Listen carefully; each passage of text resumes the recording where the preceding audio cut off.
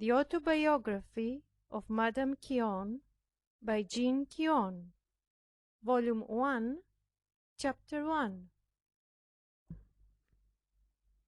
There were omissions of importance in the former narration of my life.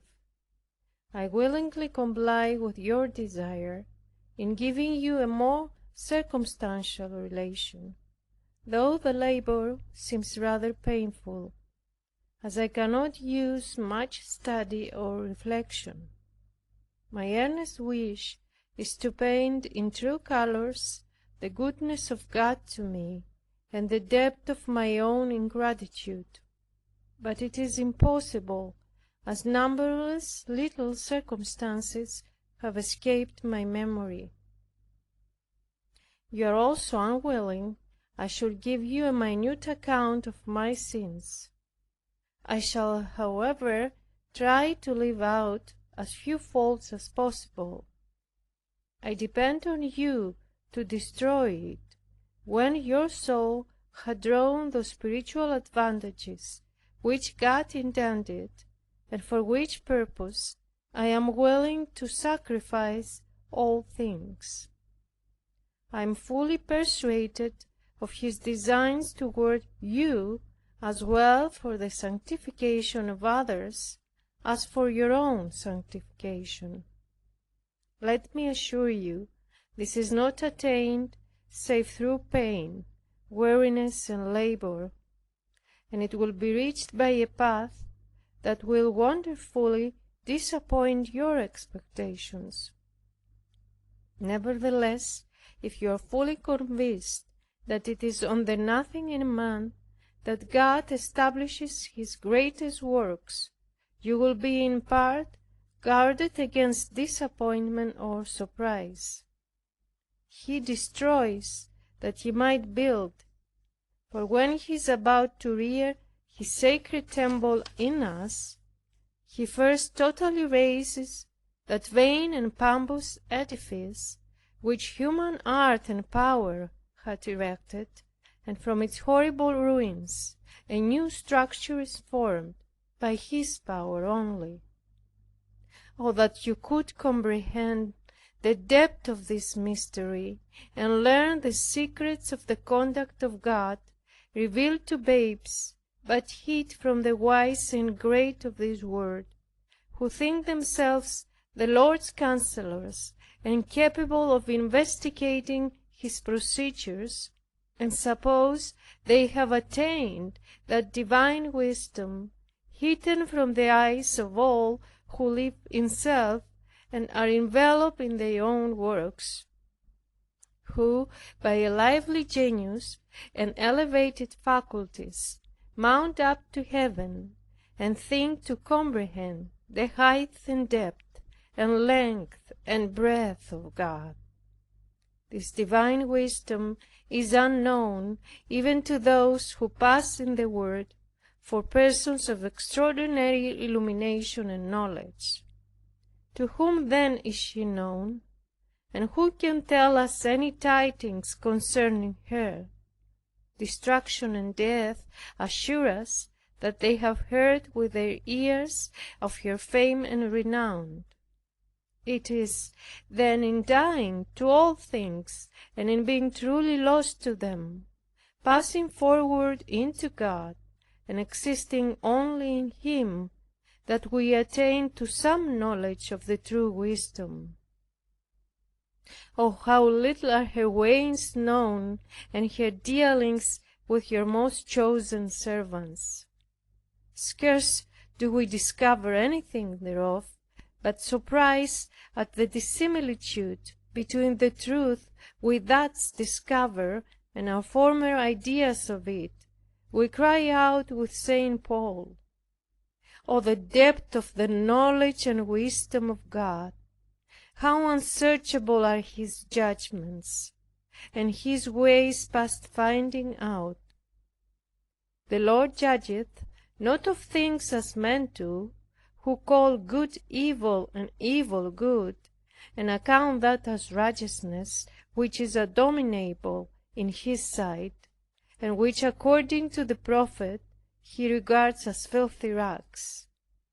He will enter into strict judgment with these self-righteous, and they shall, like the Pharisees, be rather subjects of his wrath than objects of his love, or inheritors of his rewards. Does not Christ himself assure us that except our righteousness exceed that of the scribes and Pharisees, we shall in no case enter into the kingdom of heaven? And which of us even approaches them in righteousness? Or if we live in the practice of virtues, though much inferior to theirs, are we not tenfold more ostentatious? Who is not pleased to behold himself righteous in his own eyes and in the eyes of others, or who is it doubts that such righteousness is sufficient to please God? Yet we see the indignation of our Lord manifested against such. He who was the perfect pattern of tenderness and meekness, such as flowed from the depth of the heart, and not that affected meekness, which under the form of a dove hides the hawk's heart. He appears severe only to these self-righteous people, and he publicly dishonored them.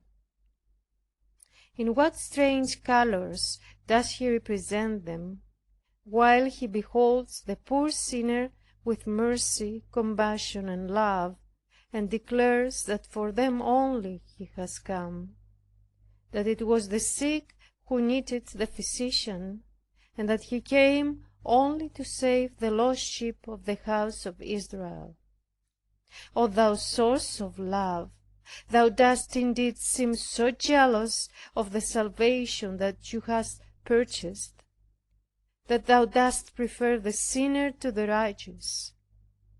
The poor sinner, beholding himself vile and wretched, is in a manner constrained to detest himself, and finding his state so horrible, casts himself in his desperation into the arms of his Savior, and plunges into the healing fountain, and comes forth white as wool. Then, confounded at the review of his disordered state, and overflowing with love for him who, having alone the power, had also the compassion to save him, the excess of his love is proportioned to the enormity of his crimes, and the fullness of his gratitude to the extent of the debt remitted. The self-righteous, relying on the many good works he imagines he has performed, seems to hold salvation in his own hand, and considers heaven as a just reward for his merits. In the bitterness of his zeal he exclaims against all sinners, and represents the gates of mercy as barred against them, and heaven as a place to which they have no claim. What need have such self-righteous persons of a Savior? They are already burdened with the load of their own merits. Oh, how long they bear the flattering load, while sinners, divested of everything, fly rapidly on the wings of faith and love into their Savior's arms, who freely bestows on them that which he has so freely promised. How full of self-love are the self-righteous, and how void of the love of God! They esteem and admire themselves in their works of righteousness, which they suppose to be a fountain of happiness.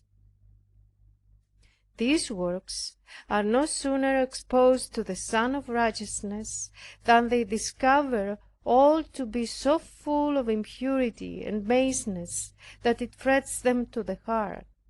Meanwhile, the poor sinner, Magdalene, is burdened because she loves much, and her faith and love are accepted as righteousness. The inspired Paul, who so well understood these great truths and so fully investigated them, assures us that the faith of Abraham was imputed to him for righteousness. This is truly beautiful, for it is certain that all of that holy patriarch's actions were strictly righteous, yet, not seeing them as such, and being devoid of the love of them, and divested of selfishness, his faith was founded on the coming Christ. He hoped in Him, even against hope itself, and this was imputed to him for righteousness. Romans chapter 41, verses 18-22. A pure, simple, and genuine righteousness wrought by Christ, and not a righteousness wrought by himself and regarded as of himself. You may imagine this is a digression wide of the subject, but it leads insensibly to it.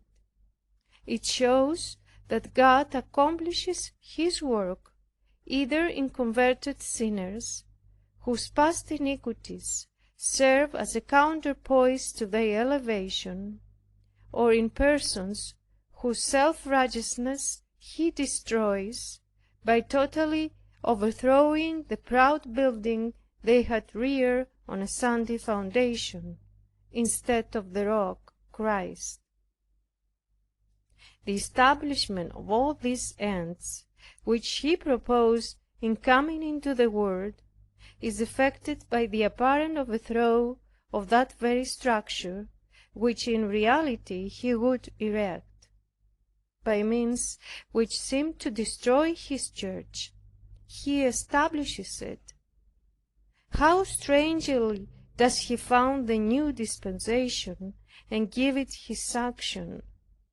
The legislator himself is condemned by the learned and great as a malefactor, and dies an ignominious death.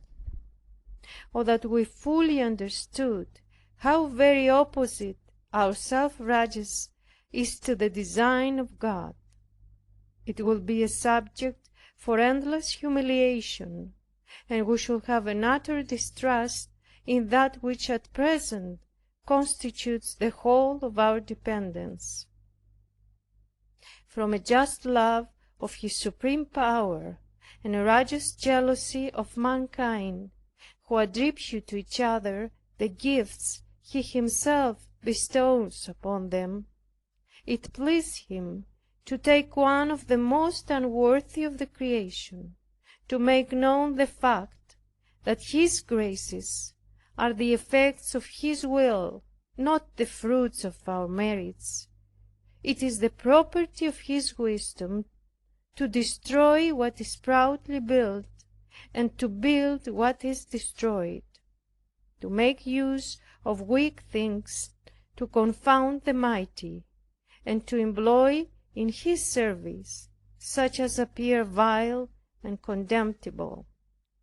This He does in a manner so astonishing as to render them the objects of the scorn and contempt of the world.